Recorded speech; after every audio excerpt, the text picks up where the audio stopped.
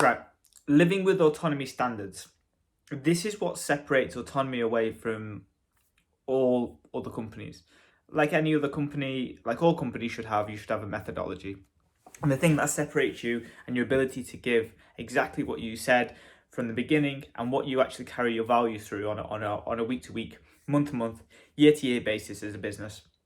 Our values and our methodology align to the point of that you should be able to get in amazing shape and you should be able to keep it off in the long term without yo-yo dieting, without going through years and years and years of feeling shit about yourself, weight fluctuating up and down. You should be able to go through a process and come to an end of it and be absolutely fine within your health and fitness and know exactly what you need to do once you leave that realm to be able to continue doing it for the rest of your life. There's nothing more frustrating from a personal perspective of people going through a process of either just a quick fix, challenge based 6 week challenge, and then being left to do it by themselves because either they couldn't afford it to continue on afterwards. There's very, very expensive personal training where upwards of £140 a session. That isn't affordable for the long term. And for some people, 100, whatever amount per month isn't going to be affordable for them forever for the rest of their lives.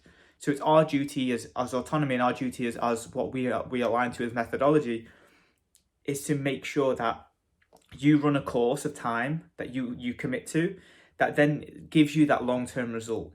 And there's far too many people that understand that it's a long-term journey, but then won't give you a specific things that you need to do on a week to week, month to month, consistent basis to guarantee that weight coming off and guarantee that the weight stays off.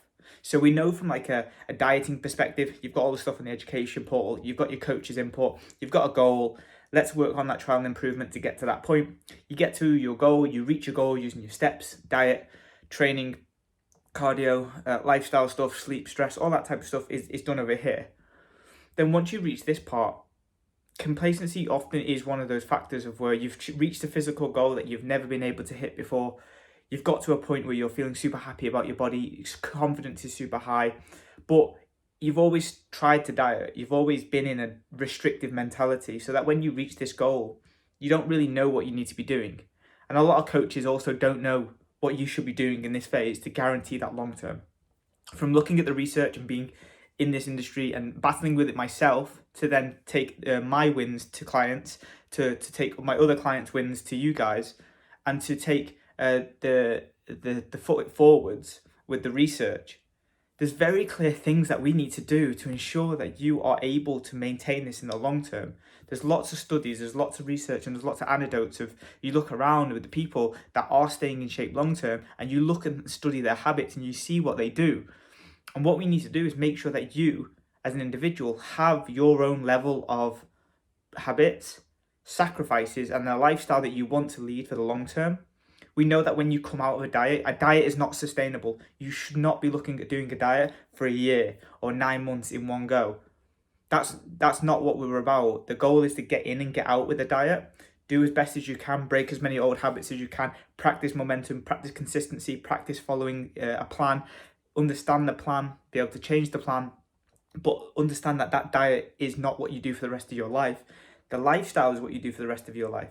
So what we need to do is spend a period of time looking at certain areas of your life to manage it as effectively as possible so that you have the best chance of reaching this point of where you are, 2 years down the line, 5 years down the line, and you are staying roughly near where you want to be for the rest of your life in terms of body weight. You know how to control your health and fitness. You know how to feel great by the food choices, the training, the steps that you choose. And you choose yourself along a continuum of want to stay lean very all year round, and that your body is very, very important to you. Then you're on the other side of the spectrum where the training and the steps and the nutrition is a small part of a priority, but you also like to look after it. And then other things like social events, family, other things have more importance, and you have to sit across this spectrum somewhere, and maybe over time you go through the continuum just to kind of know what you're doing.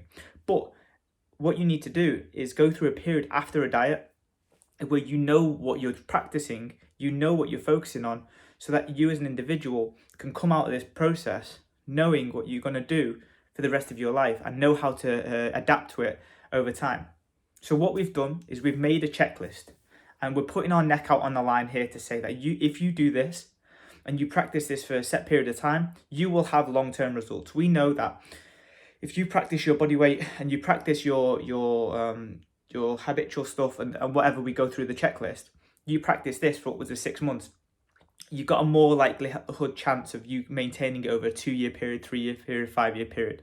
Now, from the research, to be completely clear, is that for most people, getting to the 2-year marker is a gold standard of you being able to keep in shape long term. So whether you're a 3 to 5, it's around about 10% of your weight loss. So let's say, for example, if you finished at 70%, if you stayed in around 10% of that for upwards of 10% of your total weight loss. So let's say you lost 30 kilos and you kept 30 kilos and you roughly around 3 kilo marker from that bottom position of 70 kilos up or about, you'd have a successful diet. So trying to stay within 10% of your loss is a very successful diet. Not all of the weight will always stay off. So if you lose 40 kilos and get very lean, it doesn't mean that you're going to stay there for the rest of your life, because sometimes, like I said, swinging on this continuum is very much more applicable. More social events, more enjoying food is something. A separate video to look at where you sit on that continuum. But we need to practice these things.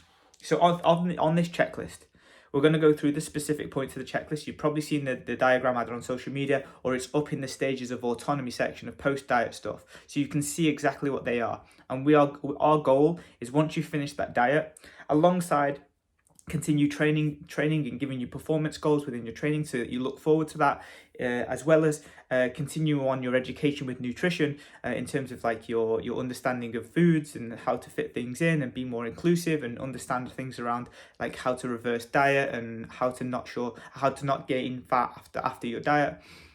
We'll give you this checklist that you work through, and each video below this will give you a specific idea of each individual one and why it's so important.